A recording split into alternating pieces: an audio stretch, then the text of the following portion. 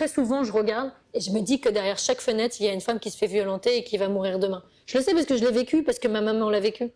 Et dans la plus grande ignorance, elle va mourir demain. Alors, je me dis que ces 131e femmes depuis le début de l'année, je suis sûre que c'est un tiers de ce qui est la réalité. Parce que c'est juste du recensement. Parce que ma maman ou moi, ma maman elle est morte, elle n'est pas recensée, moi je serais morte, j'aurais pas été recensée.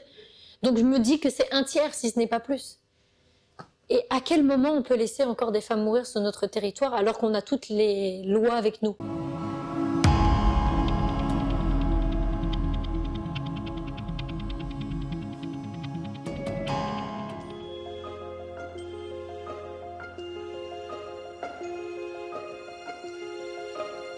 Ça fait très longtemps, depuis Au nom des femmes battues, que j'avais envie d'écrire un livre sur mon évolution. Pas pour expliquer mon évolution, on s'en fout. Parler de moi, c'est pas le but. C'était plus pour donner des clés aux femmes qui sont dans ce chemin de reconstruction. J'avais envie qu'elles ne vivent pas toutes ces étapes très compliquées, émotionnellement, très compliquées psychologiquement. Et j'avais envie de leur donner des rebonds, des petits tremplins pour qu'elles puissent sauter certaines étapes, pour qu'elles puissent arriver au bout de leur chemin, au bout de leur reconstruction. 10 ans après, parce que je pense que 10 ans, c'est vraiment un temps essentiel pour répondre à la question, est-ce qu'on est encore victime, est-ce qu'on peut réellement se reconstruire? Puis j'avais aussi envie, et surtout c'est ce qui m'apportait le plus, c'est d'offrir des pages blanches à des personnes victimes. Alors hommes et femmes, c'est vrai qu'il n'y a que des femmes, mais à la base c'était aux hommes et aux femmes, c'est plus compliqué pour les hommes de parler de violence conjugale. Je m'étais dit pourquoi moi, la vie m'a donné cette chance, cette opportunité d'écrire mon histoire et de vomir quelque part autre que dans mes intestins, dans mes tripes, cette souffrance, de le mettre quelque part. Comme ça, c'est comme matérialisé. On peut regarder et on peut se reconstruire plus facilement. Guérir ses blessures, on les voit. Voilà, c'est plus simple. Et j'avais envie d'offrir ça aussi à des femmes qu'on ignore, que la société ignore, parce que la violence conjugale, ça se passe entre 4 murs. Donc c'est dans l'ignorance de la société, dans l'ignorance de la famille, des voisinages. Et j'avais envie, moi, de leur dire, vous êtes importante pour moi. Moi, si on m'a ignorée entre 4 murs, on m'a donné cette chance, j'ai envie de ne pas vous ignorer. Pour moi, votre vie, vos souffrances et votre histoire liée à la violence conjugale est importante.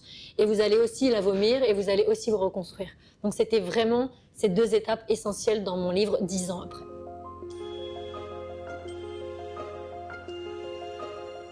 Quand j'ai écrit Au nom des femmes battues, je ne savais pas du tout pourquoi je le faisais. J'étais motivée par un truc qui venait d'ailleurs, peut-être un truc spirituel. C'est vrai qu'avec du recul, je me rends compte que sans l'avoir vomi, sans l'avoir mis quelque part, j'aurais pas pu me reconstruire aussi vite.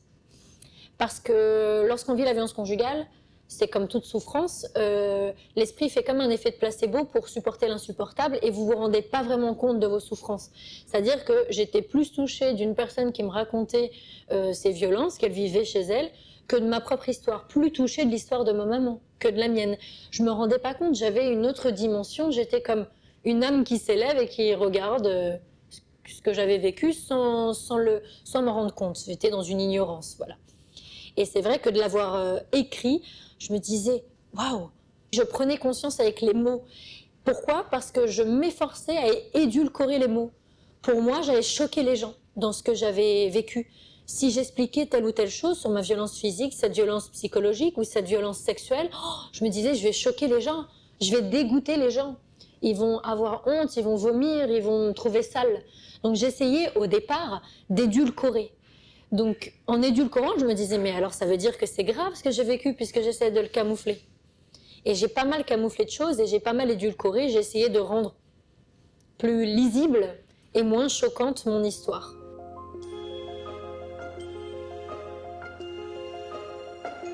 J'étais préparée en quelque sorte instinctivement, psychologiquement et psychiquement à la violence conjugale puisque je l'avais vécue avec ma maman dans ma jeunesse. J'ai vu cette violence, j'ai vu un homme briser ma maman jusqu'à la mort. J'ai vu quelqu'un lui faire du mal psychologiquement, du mal physiquement. J'ai vu ma maman des fois dans des états, je rentrais de l'école, elle était en sang. C'est pas quelque chose de normal. Mais comme à l'époque, on ne parlait pas de violence conjugale, comme à l'époque, on n'expliquait pas que ce n'était pas normal, alors pour moi, toutes les mamans vivaient ça au quotidien. Toutes les mamans vivaient ça chez elles. Comment j'aurais pu savoir que c'était pas normal? Puisque à l'école, on me l'avait pas dit. Dans mon entourage, on ne me l'avait pas dit. Je n'avais pas été éduquée. Je n'avais pas été informée. D'où l'importance aujourd'hui d'éduquer et d'informer à l'école et dans nos foyers, les petites filles, les petits garçons, sur le fait que ce n'est pas normal la violence entre une maman et un papa.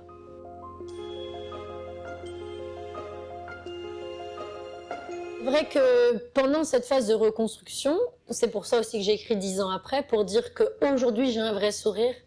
C'est vrai que j'avais pas un vrai sourire parce que ce qui m'apportait, c'était pas de me sauver moi. Je me suis pas rendu compte qu'en fait que j'avais besoin d'une reconstruction.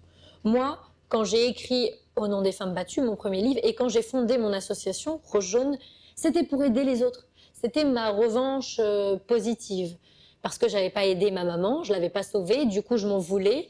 Et plutôt que de sombrer, ben, j'ai décidé de sauver toutes les autres femmes, en fait, toutes les autres mamans. Et c'était pas du tout en imaginant que je devais moi me reconstruire. J'avais pas l'impression d'être faible, j'avais pas l'impression d'avoir besoin de penser mes blessures. J'avais tort, mais je ne le savais pas.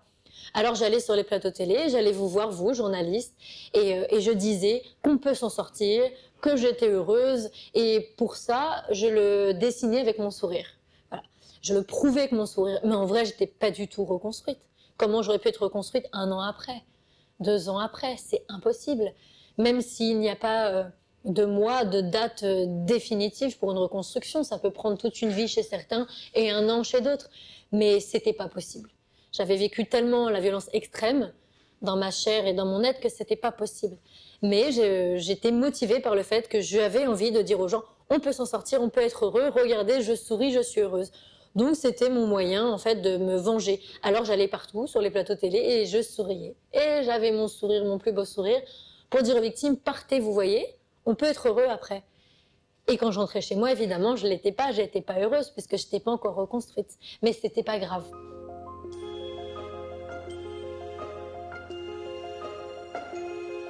J'ai eu beaucoup d'anges gardiens à la télévision qui m'ont donné la parole.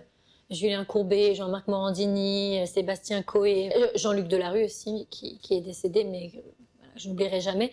Sont des personnes qui ont osé mettre la violence conjugale dans un talk show, dans une émission, sans penser que ça allait ne pas être lumineux, ne pas être ludique, voilà, j'allais plomber leur ambiance. Non, ils ont décidé de me donner la parole, mais quelquefois, j'ai été mal reçue par des personnes.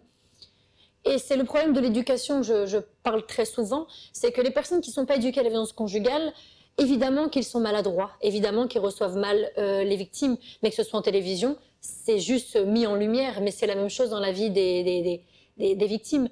Lorsqu'elles vont voir un gendarme, un policier, un pompier, un avocat, même certains juges, certains procureurs, le fait qu'il y ait très peu d'éducation et de prévention, le fait qu'ils connaissent très peu ce tabou, fait qu'on reçoit très mal, bien souvent, dans la grande majorité, les victimes de violences conjugales, et c'est ce qui crée des catastrophes, parce que très souvent, vu qu'elles ont été mal reçues, qu'elles n'ont pas été bien accompagnées, elles rentrent chez elles n'osent plus jamais parler et elles vont jusqu'à la mort. Et c'est vrai qu'à la lumière, moi j'ai été bien souvent mal reçue. Je me souviens que j'avais pas été très bien reçue par Mathieu Delormeau, qui prenait beaucoup trop cela à la légère, qui me parlait beaucoup plus du média, de on vous voit dans tel magazine, le côté, voilà, parce qu'il voyait ce côté paillette, parce que j'avais fait de la télévision, parce que j'avais fait du divertissement, et qu'au moment où je suis venue parler de quelque chose de sérieux, il n'a pas su faire cette différence. Je lui en veux pas parce qu'il ne connaît sûrement pas la violence conjugale, mais j'ai été très blessée. Moi, je suis repartie en larmes et je pensais arrêter mon combat à cause de ce rendez-vous. Il y a eu 2 rendez-vous qui ont fait que j'ai douté sur le fait que je devais me battre, notamment en télévision et dans les médias, pour aider les victimes de violences conjugales. Ça a été cette rencontre avec Mathieu Delormeau sur Énergie 12 et cette rencontre avec, sur le plateau de Sébastien Coé avec Madame Christine Bravo, qui pourtant est une femme, et qui m'avait... Alors tout avait été coupé au montage, hein. Voilà, pareil pour Mathieu Delormeau, la chaîne s'était confondue en excuses et m'avait dit on va essayer au maximum, comme c'était pas en direct, de couper et d'enlever tout ce qui a pu de blessé, tout là où il a été maladroit. Parce qu'eux se sont rendus compte en régie qu'il était très maladroit. Donc heureusement, il était... Voilà, l'émission avait été assez correcte. Pareil pour Sébastien Coé, c'était sur TF1, ça s'appelait Ça va se Coé, je crois. Et il y avait Christine Bravo, et elle m'avait dit une phrase qui m'a... Et même, je suis encore blessée, je crois. Elle m'avait dit « Mais pourquoi tu viens parler de violence conjugale? On connaît déjà le sujet, c'est pas la peine. » Là, j'avais mon attachée de presse qui était dans les loges. Elle m'a dit, on s'est effondré, elle a pleuré. Moi, je me suis retenue pour pas pleurer et je comprenais pas. Et je me disais, mais alors, si on sait, alors pourquoi il y a autant de victimes et pourquoi moi je l'ai vécu, pourquoi ma mère est morte? Et ces deux personnes-là ont été très maladroites. Alors, je leur en veux pas, je pense qu'ils ne connaissent pas le sujet et donc du coup, je peux pas leur en vouloir et j'en veux à personne, d'ailleurs, à tous ces gens qui sont maladroits. Juste, je me sers de ces exemples-là, pas pour les pointer du doigt et leur faire du mal. Aujourd'hui, je suis forte et voilà. Mais pour dire que, attention, le fait qu'on ne soit pas éduqué sur la violence conjugale peut créer réellement des dommages sur les victimes de violences conjugales très graves. On peut se renfermer. Moi-même, ce jour-là, je me suis dit, je suis rentrée, hein, et je me suis dit, j'ai dit à mon mari, j'ai dit à mon entourage, j'arrête. C'est pas ce qu'il faut faire. Et on m'a dit, mais non, au contraire, ce qu'il y a là en lumière, ce qui va passer à la télévision, c'est ce que les victimes vivent dans les gendarmeries, dans les commissariats.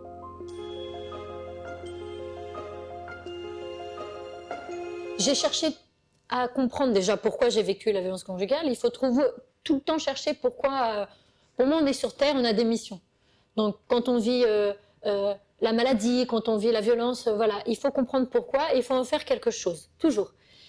Et je me suis dit, pourquoi ma maman est décédée? Pourquoi des femmes décèdent tous les jours, encore aujourd'hui, une femme tous les 2 jours, hein, rien qu'en France, décède des coups de son compagnon, en sachant que les femmes qui se suicident ne sont pas recensées dans la violence conjugale. Tout ça, on est en train de travailler avec le gouvernement autour du Grenelle hein, pour faire valoir aussi dans ce pourcentage les victimes qui sont forcées à se suicider à cause de leur époux. Et j'ai cherché, je me suis dit pourquoi moi je suis vivante. Au début, je m'en voulais beaucoup. J'aurais préféré que ce soit ma mère qui soit vivante et moi décédée. Enfin voilà, j'étais dans ce truc-là. Et je me suis dit que la vie ne me l'a pas fait vivre comme ça de façon gratuite. Je pense que j'ai dû vivre ça dans ma chair. J'ai dû vivre ça dans ma peau, dans mes tripes, pour pouvoir aider à mon tour. Parce qu'il n'y a personne de plus apte à aider des victimes de violences conjugales ou à parler de maladies, voilà. Tant qu'on ne l'a pas vécu dans notre chair, ne pourra défendre et comprendre la violence conjugale ou toute autre forme de violence qu'une victime de violence conjugale elle-même.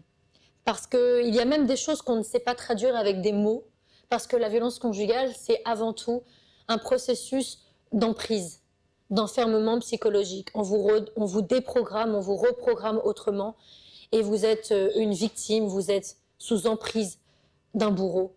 Et ça, il n'y a même pas de mots, je crois que j'ai même pas tous les mots pour expliquer comment le cerveau peut être sous emprise. J'ai cherché à savoir comment on tombe sous l'emprise, comment on accepte la violence conjugale, parce que les gens nous le reprochent beaucoup. Pourquoi vous restez? Est-ce que vous aimez les coups? Est-ce que vous êtes maso? Est-ce que vous aimez vous faire violenter? Est-ce que finalement... si vous ne revenez pas à chaque fois dans votre foyer, c'est que vous n'aimez pas ça, la violence. Alors, je me suis posé la question. Au début, je leur en voulais. Après, je me suis dit, non, il ne faut pas en vouloir aux gens. Il faut chercher pourquoi ils disent ça, toujours. Donc, j'ai fait des recherches. Pourquoi on est victime? Pourquoi on est capable d'être agressé dans la rue et d'appeler la police et de ne pas être d'accord et de frapper la personne pour se défendre? Et au foyer, pourquoi on n'est pas d'accord de frapper son mari? Et du coup, j'ai travaillé avec des psychologues, j'ai fait des recherches dans les livres. Grâce à Internet, aujourd'hui, on a accès à tout, dans le monde entier, à des scientifiques, à des gens qui font des vraies recherches. Et je me suis rendu compte, en fait, que la violence conjugale, avant cette première gifle, eh ben, il y a tout un travail en un mot. On accepte cette première gifle, ou cette première insulte. Alors, c'est d'abord ce que j'ai appelé de la micro-violence, la violence indétectable. Le compagnon travaille votre esprit, commence à déprogrammer, à reprogrammer sa soumission. Voilà. Et c'est là qu'on commence à être soumis, à être préparé à sa violence. Donc c'est des rabaissements, mais qu'on ne voit pas forcément au départ, des regards, des mots, comme quoi on n'est pas très intelligent, comme quoi on ne fait pas bien les choses, comme quoi on ne travaille pas bien, comme quoi on ne fait pas bien des choses dans la maison, le ménage, s'occuper des enfants, on ne s'habille pas bien, on n'est pas très joli. C'est toutes ces petites choses qui déjà vous fait perdre confiance. Attaque votre intégrité. Et là, vous commencez à vous sentir pas bien.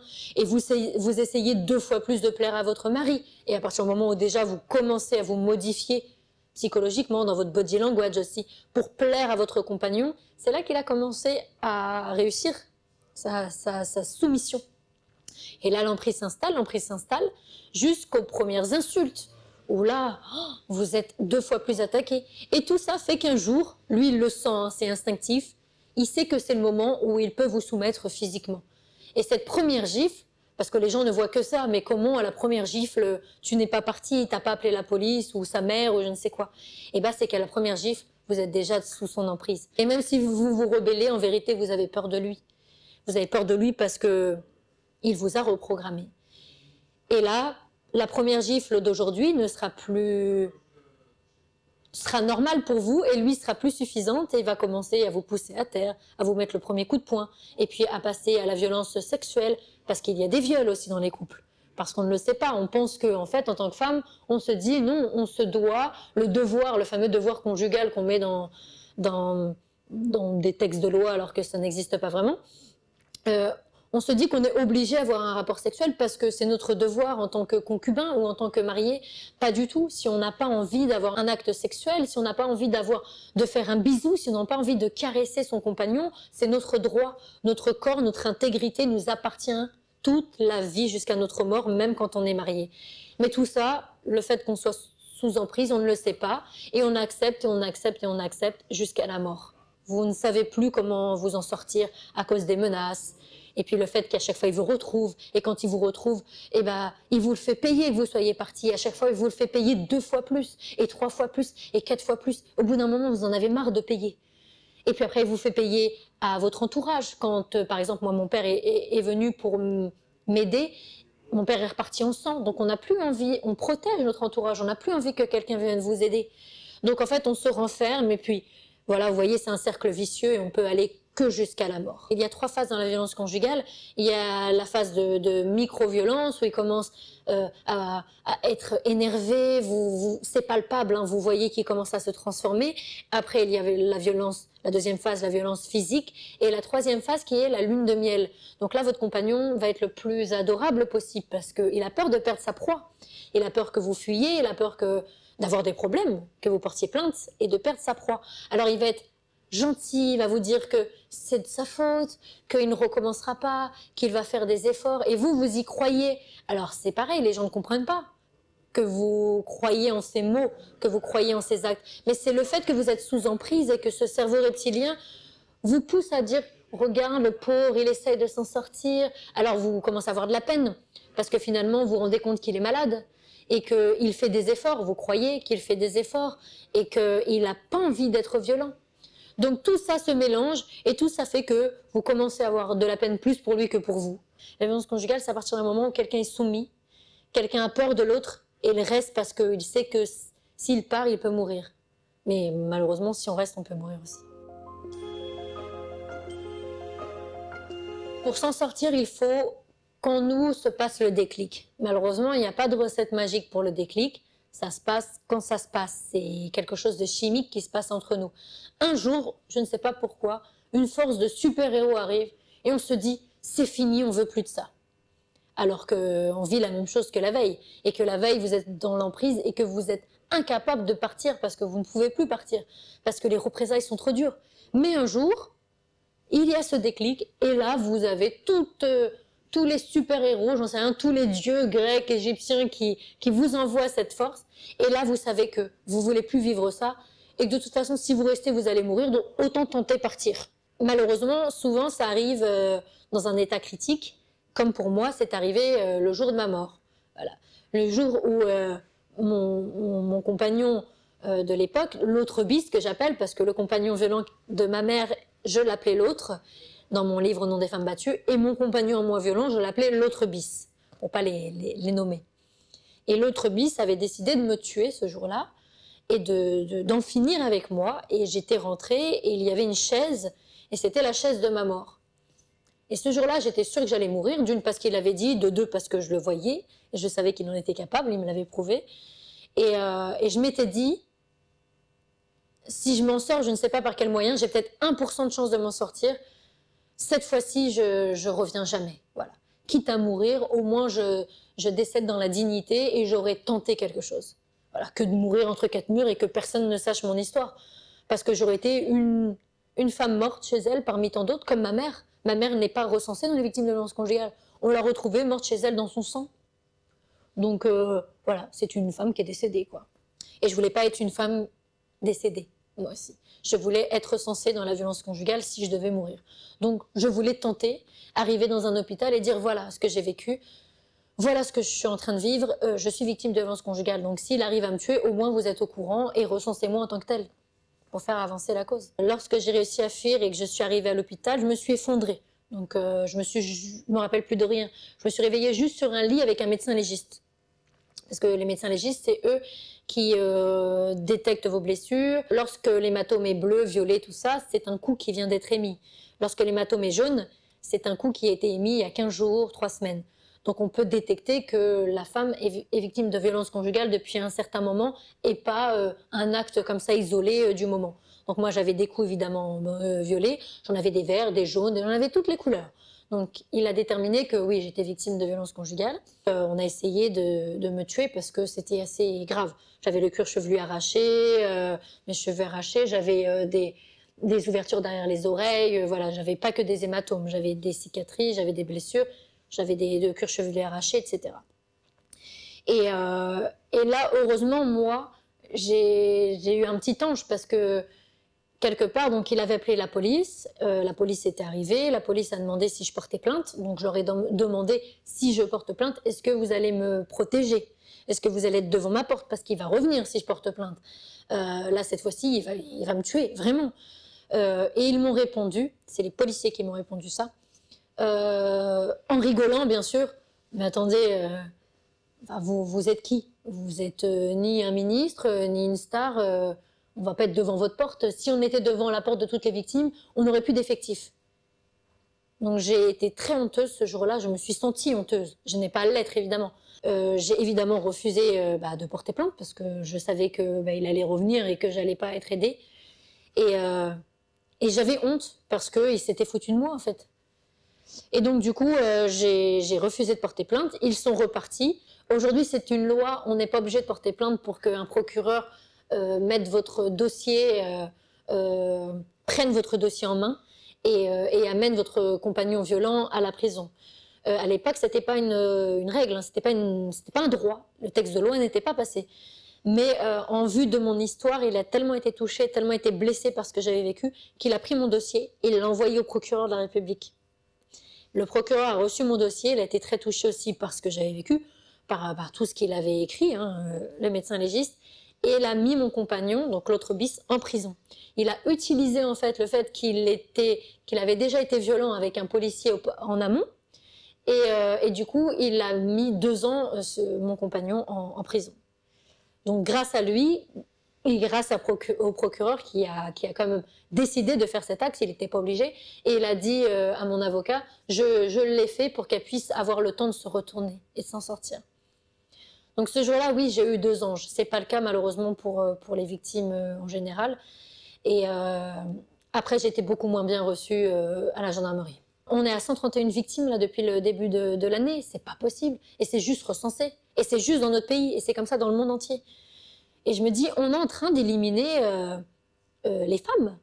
On est en train d'éliminer les êtres humains parce qu'elles sont de sexe féminin. Et c'est l'homme qui fait ça. Alors que la femme, c'est quand même la femme qui met l'homme au monde. Et c'est l'homme qui nous élimine. Enfin, je trouve ça... c'est incroyable.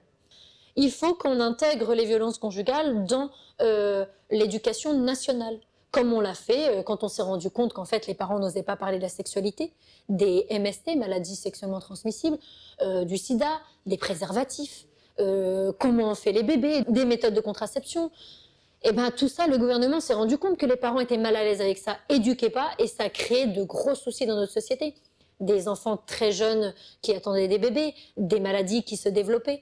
On a décidé d'intégrer ça dans les cours, dans l'éducation nationale. Et j'ai envie aujourd'hui de demander au gouvernement, je le fais au travers le Grenelle, parce que j'ai la chance d'avoir été appelée pour aider le Grenelle des violences conjugales, mais je le fais dans ma vie depuis le début de mon association. Je demande à monsieur Emmanuel Macron et au Premier ministre d'intégrer des cours de violences conjugales dans l'éducation nationale, qu'on explique aux petites filles, aux petits garçons que ce n'est pas normal s'ils le vivent chez eux. Déjà, ils pourront peut-être sauver leur maman. Moi, ça n'a pas été mon cas. Et puis aussi qu'on reprogramme les petites filles à ne pas être victimes, qu'on reprogramme les garçons à ne pas être des bourreaux, parce que c'est un problème d'éducation. On prédomine déjà les petites filles à devenir des victimes, à être soumises. Pourquoi? Parce que les petites filles, on les éduque comment? À être de bonnes mamans, avec des dînettes, à être avec des baigneurs, à faire bien la cuisine, à débarrasser la table. On dit aux petits garçons, non, débarrasse pas la table. C'est à maman de le faire et ta petite sœur. Nous, on est des garçons. Nous, on regarde la télé, on regarde le foot. Et les petits garçons, on leur dit de ne pas mettre de rose, ils ne sont pas comme les filles, ils n'ont pas à faire le ménage, par exemple. Très souvent, on demande à la petite fille de faire le ménage, mais pas aux petits garçons. Donc, c'est nous qui créons déjà cette différence entre les filles et les garçons. Donc, tout ça, il faut redéprogrammer pour les générations futures. Mais les parents, on ne sera pas capable de le faire parce que nous-mêmes, on a été éduqués comme ça. Donc, c'est à l'éducation nationale de reprogrammer nos enfants. Et ça, c'est très important. La violence conjugale, l'inceste, tous ces derniers tabous de la société, je suis persuadée à 100% qu'on pourra éradiquer ce fléau uniquement quand on passera par l'éducation nationale. On fera de la prévention, de l'éducation auprès de nos enfants et auprès des professionnels de la santé et de la justice. Et là, évidemment qu'il y aura des actes isolés. Il y en a toujours, mais ce ne sera pas, comme aujourd'hui, ce ne sera pas une femme qui décède tous les 2 jours. Ça, c'est... À quel moment on peut accepter ça?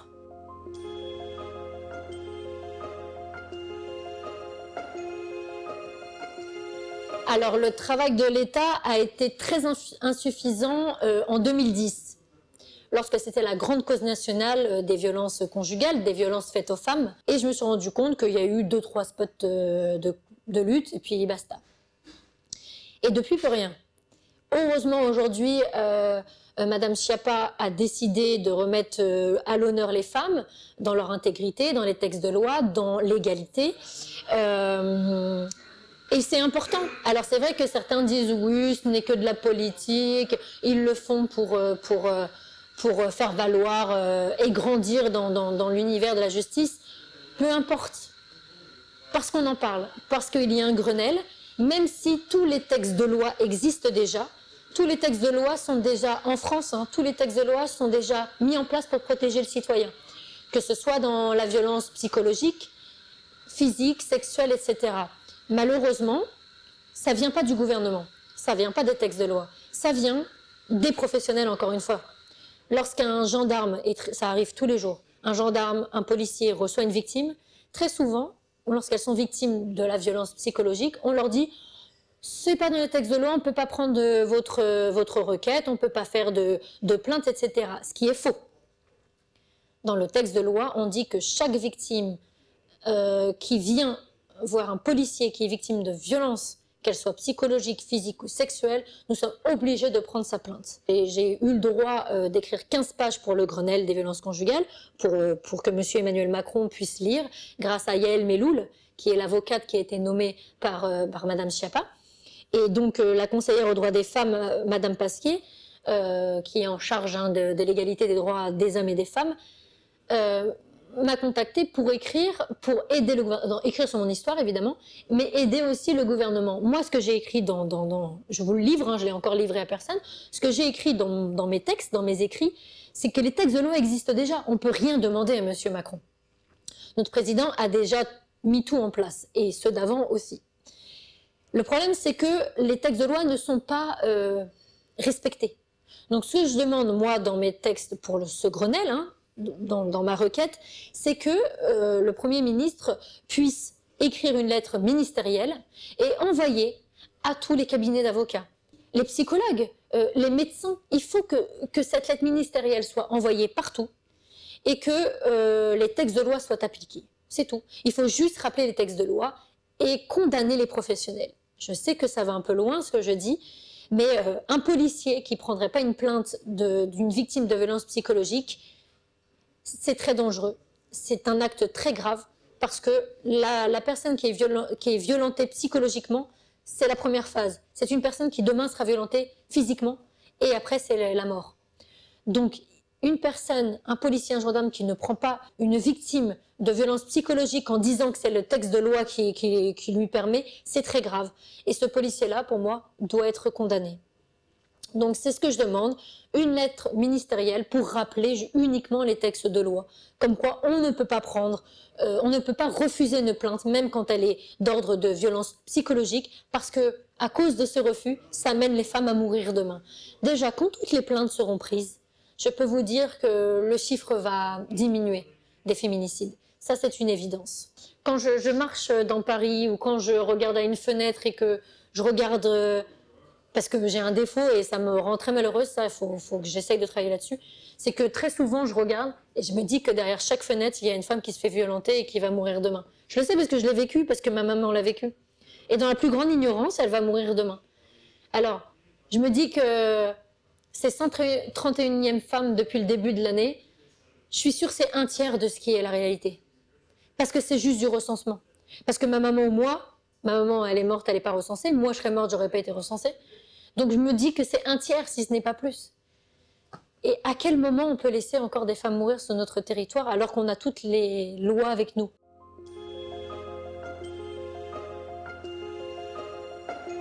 Très important pour moi de rappeler que la violence conjugale n'a pas de sexe, n'a pas de couleur, n'a pas de religion, n'a pas de culture, n'a pas de zone géographique, n'a pas de niveau social. Très souvent, les gens ont envie de se dire « Oh, mais la violence conjugale, c'est chez les alcooliques, c'est chez les pauvres, c'est dans les cités, c'est chez les étrangers. Oh non, mais c'est que dans cette religion, c'est pas dans la nôtre. » Et bien, c'est pour ça que dans mon livre, j'ai prouvé que, ne serait-ce qu'en Île-de-France, là où il y a plus de violence conjugale, c'est à Neuilly-sur-Seine, où il y a un niveau quand même social qui est élevé, et dans le 93, qui est là, un niveau où nous avons plein de religions, plein de cultures qui se rassemblent, et des gens qui se mélangent et qui vivent ensemble, alors qu'il y a des personnes asiatiques, il y a des personnes d'Afrique noire, il y a des personnes d'Afrique, du Maghreb. Et donc, du coup, avec ces deux chiffres, ça prouve qu'en vérité, toutes les religions, toutes les couches sociales, toutes les zones géographiques peuvent être touchées. La montagne, la ville, la campagne. Il n'y a pas du tout d'alcoolisme, parce que moi, dans mes deux histoires, l'autre et l'autre bis ne buvaient pas une goutte d'alcool. Il y en avait un qui était pas du tout croyant, qui était athée, et l'autre qui était religieux. Je dirais pas la religion, parce que je veux pas qu'on associe la violence à cette religion, parce qu'il n'y a pas de violence. Toutes les religions, la base des religions, c'est l'amour, aimer l'autre, la paix. Donc, de toute façon, qu'on soit juif, catholique ou musulman, enfin, je vois pas la différence. Et c'était très important de répondre à cette question, et parce que ça rassure les gens, quoi. Ça rassure les gens de se dire, oh, mais c'est chez les pauvres. Oh non, mais ah, ils sont étrangers, c'est normal, ils vivent comme ça chez eux. Je l'ai entendu. Eh bien, pas du tout. Et pourquoi à Neuilly-sur-Seine? Parce que malheureusement, plus l'homme a du pouvoir, plus l'homme a de l'argent, et plus il peut renfermer sa femme dans la violence, dans la soumission, mais aussi financièrement. Alors, quand on est dans une couche sociale plus ouvrière, avec plus de difficultés, ou avec le RSA, on n'a pas les moyens de partir. On me dit, bah, pourquoi t'es pas parti? T'es bien beau, toi. Je pars où? J'ai pas le moyen pour prendre un Uber, j'ai pas de voiture, j'ai pas le moyen pour prendre un taxi, j'ai pas le moyen pour me prendre un hôtel, j'ai pas le moyen pour me prendre un appartement. Je n'ai pas d'argent. J'ai 300 € pour vivre pour un mois. J'ai des enfants. Et quand on est dans une couche sociale plus élevée, à Neuilly-sur-Seine, mais même dans le 93, il y a des gens qui vivent très bien, c'est pas du tout justement. Mais par exemple, à Neuilly, là où il y a une couche sociale quand même élevée au niveau budgétaire, eh ben, les hommes ont du pouvoir, donc ils font jouer leur réseau, leurs contacts. Notamment, moi, j'ai énormément de femmes qui vivent la violence conjugale avec des policiers ou des gendarmes, ou des procureurs, ou des juges. Alors là, ils utilisent tous les textes de loi, ils utilisent leurs collègues pour faire taire les histoires. Et plus les hommes sont importants, plus ils ont de l'argent, plus ils ont un nom, plus ils ont une image, plus ils font taire avec de l'argent leur histoire. Donc les femmes sont... Voilà. Donc pour vous dire que de toute façon, peu importe là où on se trouve, à partir du moment où on est sous emprise, on est soumis, il n'y a que la destruction qui vous amène jusqu'à la mort qui est mise en place.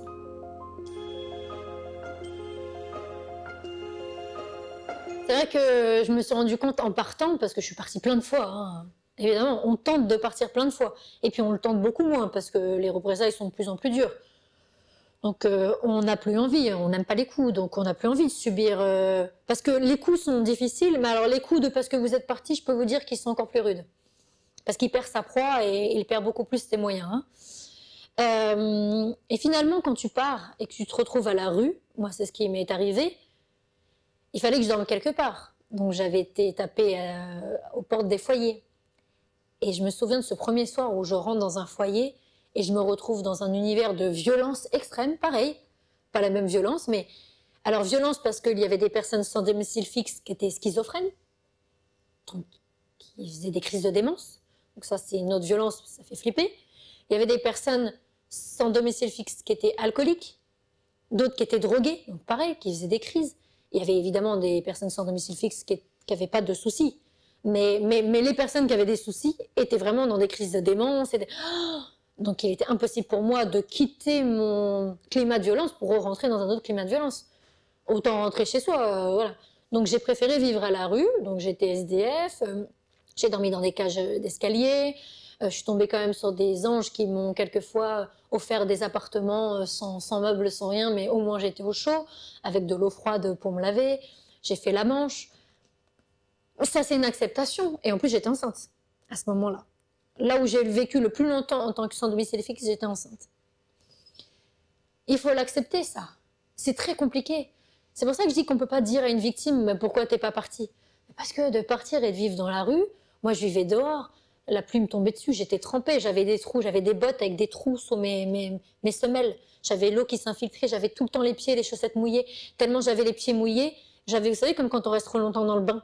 Mais j'avais ça tout le temps, la peau qui gonflait, humide, le pied qui s'infectait. Enfin, je dis ouais, d'accord.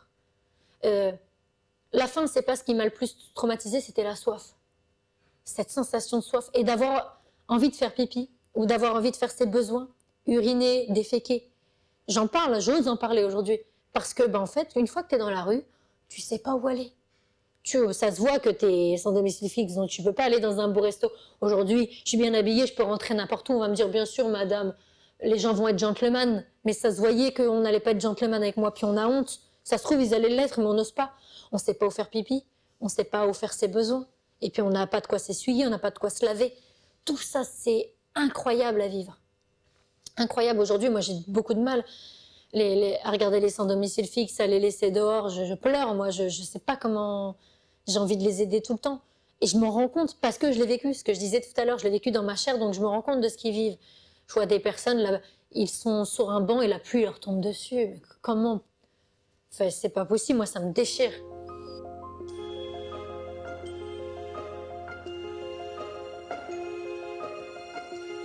Il y a un jour où vous n'avez plus peur de la violence, mais je sais pas du tout comment ça se déclenche. Je sais pas à quel moment. Et je me suis pas rendu compte tout de suite. Mais un jour, je me suis rendu compte, mais on dirait, je me suis parlé, hein, on dirait que t'as plus peur de la violence. Et puis je me suis dit non. Et puis j'ai regardé, j'y suis allée à tâtons, etc. Et pour me prouver que j'avais plus peur de la violence, je me suis inscrite à la boxe et aux arts martiaux. Et je me suis pris des coups, sans faire exprès. Parce qu'en fait, alors je suis quand même dans une catégorie boxe, arts martiaux pour le cinéma. Donc c'est pas pour combattre, donc on met pas des vrais coups, on n'est pas censé prendre des coups. Mais on est censé faire semblant de mettre des coups. Donc moi, au départ, il a fallu que je mette des coups, ce qui m'a pas dérangé, mais après il a fallu que je ne bouge plus, que je baisse ma garde et que je fasse semblant de me prendre des coups. Ça, j'ai cru que ça allait être un monde. Et j'ai adoré me rendre compte que je n'avais pas peur de faire semblant. Et à un moment donné, c'est un homme en plus. Cette date-là en particulier, ce 25 novembre 2019, est particulier comparé aux autres dates. Pourquoi?